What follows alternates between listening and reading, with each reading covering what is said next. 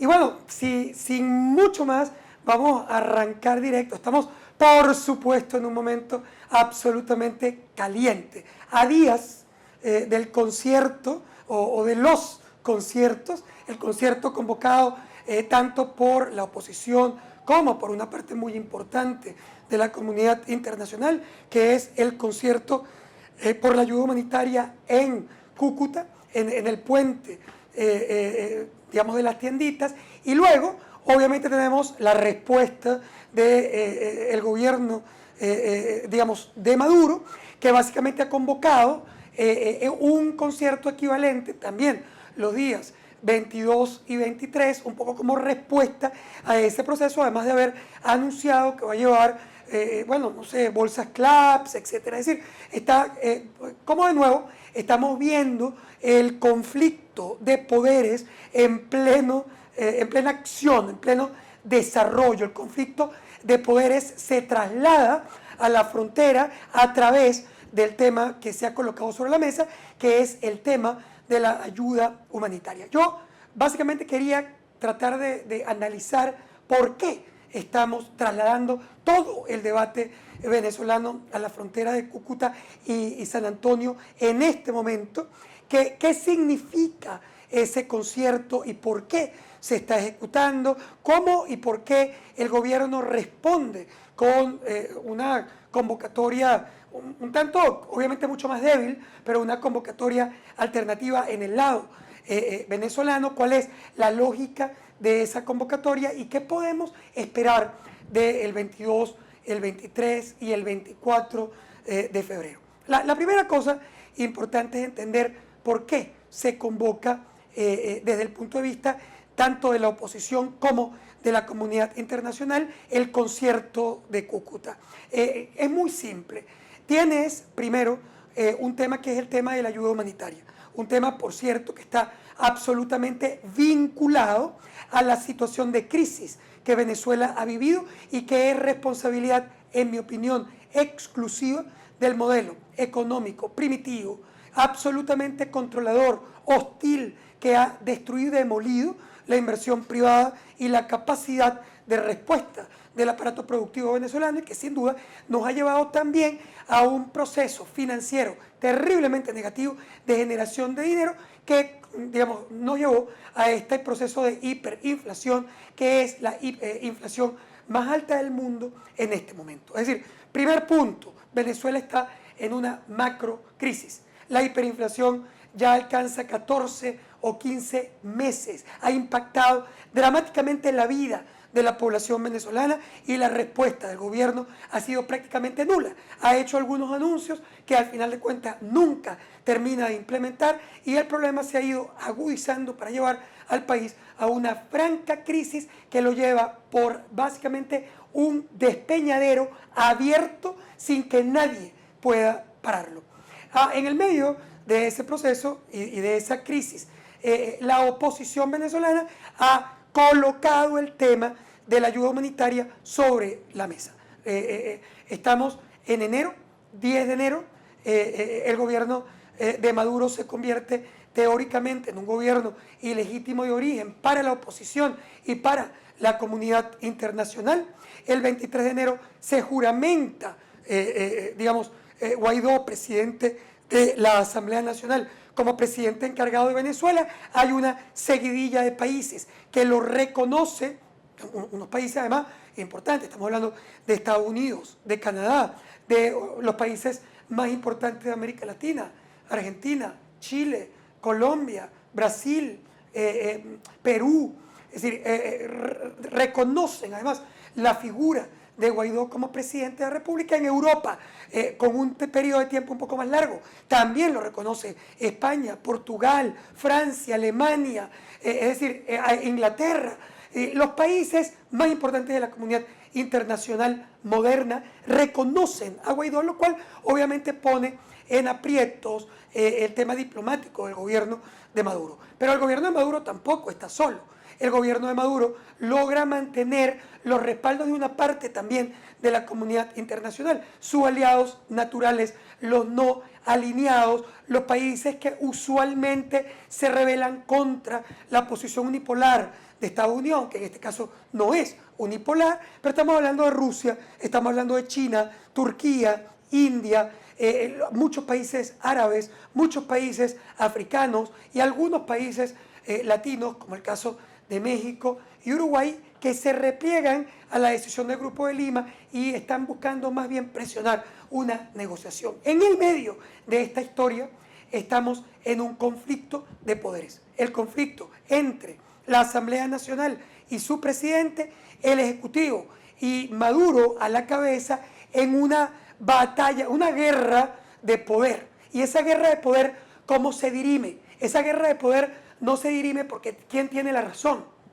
No se dirime quién es constitucional, quién es legítimo, quién es bueno y quién es malo. No, la guerra de poderes se dirime por fuerza. ¿Quién tiene más poder? ¿Quién tiene más fuerza para doblegar a su adversario, para lograr que tomar el poder? En el caso de Guaidó, retando al poder fáctico, en este caso el gobierno de Maduro, que más allá de los temas calificativos, legalidad y constitucionalidad, controla territorialmente el país. Es decir, el control del territorio no lo tiene Guaidó, el control del territorio lo tiene claramente Maduro, que controla las instituciones básicas de poder, excepto la Asamblea Nacional, controla al sector militar, la policía, las aduanas, las instituciones fundamentales. Ese control, que además está soportado fundamentalmente en el soporte militar, le hace controlar el país desde el punto de vista fáctico. ¿Quién es el retador? Guaidó, que lo reta, se busca el apoyo internacional y consigue algo que era muy difícil de conseguir, el reconocimiento de esa parte del mundo que habíamos visto, digamos, desconocer gobiernos. Incluso habíamos visto mantener el reconocimiento de un gobierno desplazado en la Segunda Guerra Mundial, es el caso básico de los gobiernos desplazados por Hitler, pero nunca habíamos visto a la comunidad internacional reconocer un gobierno nuevo que no controla territorio. Por lo tanto, es una técnica nueva completamente desconocida por la acción internacional que muestra el nivel de compromiso que esa comunidad internacional está teniendo en este momento frente al caso Maduro, frente al caso Venezuela. Bueno, ¿dónde estamos en este momento? Un mes prácticamente después de esa juramentación de Juan Guaidó y los reconocimientos en seguidilla de esa parte de la comunidad internacional o los rechazos en los aliados de Maduro, estamos en un momento en el que la oposición requiere movimiento, acción, presión. El tiempo juega, digamos, de una manera muy importante, presionando a ambas partes. Presiona a la oposición porque con mucho tiempo transcurrido tú estás afectando al país, la población se siente estresada, pero además podría comenzar a pensar escépticamente sobre la posibilidad de éxito de la estrategia Guaidó y podría eventualmente presionar a los cambios por una vía no controlada. ¿Por qué para el gobierno? También es un problema, porque en la medida en que transcurre el tiempo, en el pasado, para el gobierno comprar tiempo era una variable positiva, pero hoy comprar tiempo también eleva el riesgo de que los Estados Unidos, que ha dicho y manifestado abiertamente su decisión de poner cualquier cosa sobre la mesa, incluyendo acciones radicales y acciones militares, en la medida que el tiempo pasa sin que se resuelva el problema, o por otro lado, que el gobierno logre una negociación política, también se elevan los riesgos de que se ejecuten acciones militares que por supuesto pondrían al gobierno de Maduro en aprietos severos. ¿Qué hay entonces? Bueno, en este momento lo que vemos es que en la guerra se producen muchas batallas. Las batallas de los anuncios de reconocimiento o irreconocimiento de gobierno, las batallas diplomáticas, las batallas de sanciones, todas esas las hemos ido viendo a lo largo de este mes. Pero ahora viene una batalla nueva. Las batallas, como en cualquier guerra, pueden ser espontáneas o inducidas. Esta batalla del 23 de febrero es una batalla perfecta y absolutamente inducida. ¿Y inducida por quién? Por quien es el beneficiario de ella. En esta batalla, la oposición coloca la pieza sobre la mesa. Es la oposición la que está llevando a esta batalla. ¿Y cómo lleva la oposición a esta batalla?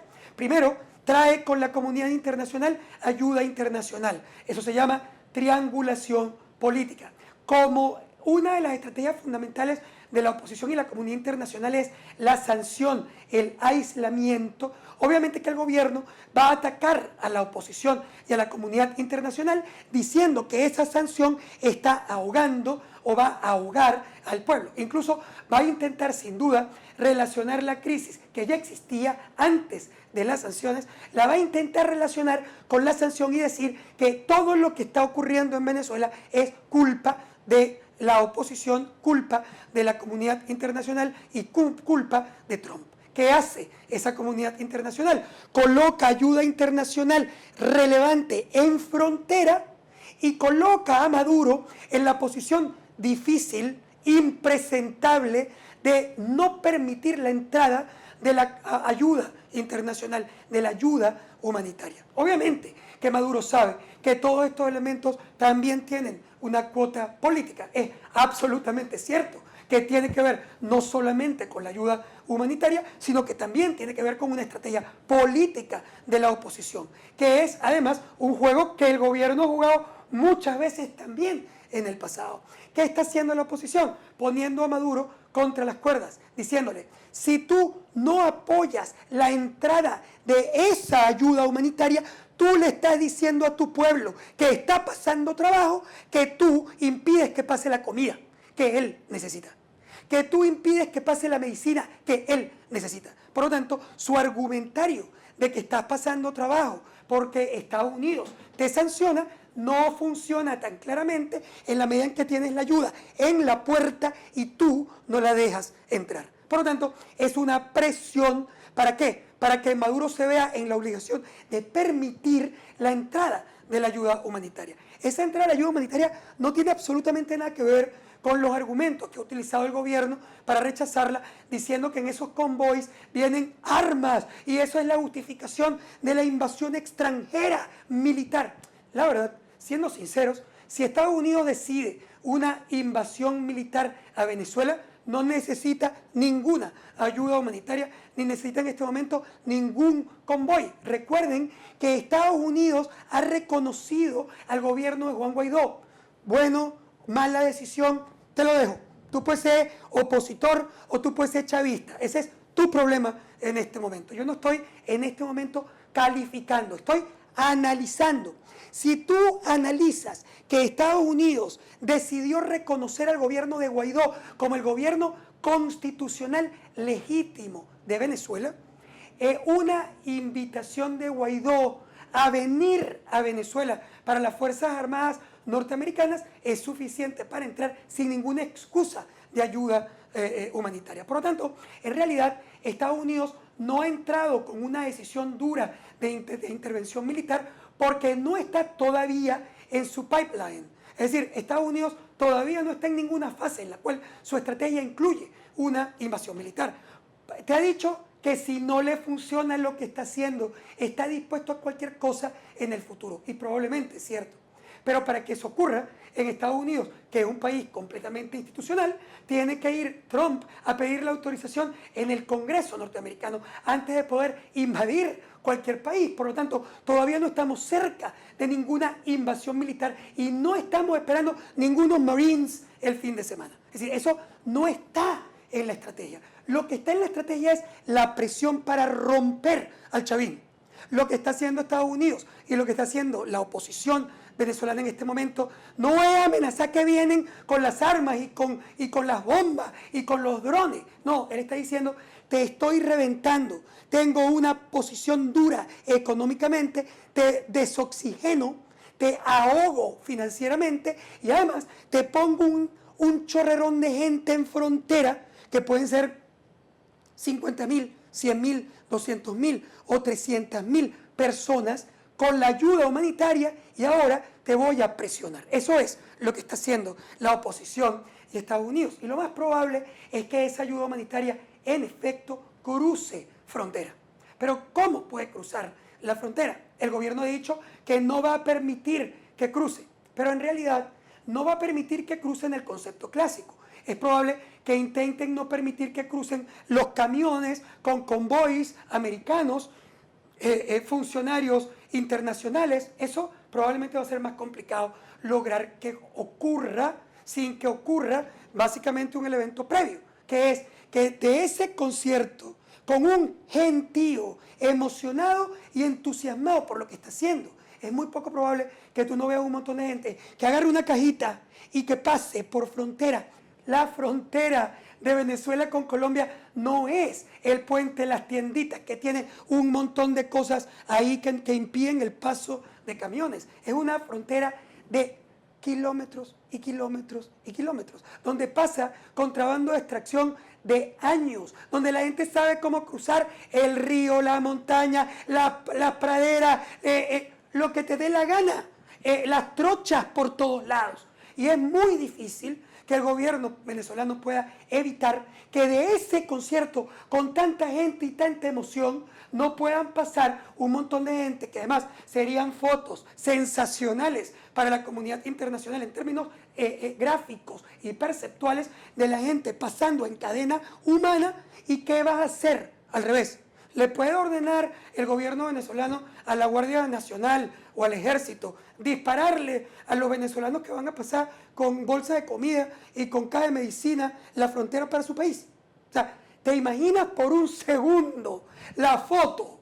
O sea, ¿tú te imaginas por un segundo el video dando la vuelta al mundo de un ejército venezolano disparándole a la población venezolana que cruza su frontera con comida y medicina? Eso no va a pasar. Es decir, eso, si pasara, obviamente sería una justificación de acción bélica y podría ser decretada como una acción de guerra por algunos países a nivel internacional. Pero es que no va probablemente a pasar. Si eso pasa sería básicamente por un error. O sea, los errores siempre se pueden cometer, se le pueden, digamos, algunos grupos no controlados por el gobierno podrían hacer algo así que termine en un desorden completo y que complique el panorama, pero el gobierno venezolano, visto por el mundo completo de manera satelital, no va a hacer eso. Por lo tanto, lo que nosotros podríamos esperar es que la oposición se anote un punto en el tema de cruzar frontera con la ayuda humanitaria a pesar de la negativa del gobierno. Ahora, el gobierno, y cierro con esto, también puede jugar. El gobierno va a intentar lo que llamamos damage control. ¿Y cómo hace damage control? Si tú miras este caso, si el gobierno impide la entrada, pierde, porque está diciendo que está impidiendo la ayuda para la población que está pasando trabajo en Venezuela y va a quedar como un bloqueador brutal de la ayuda humanitaria.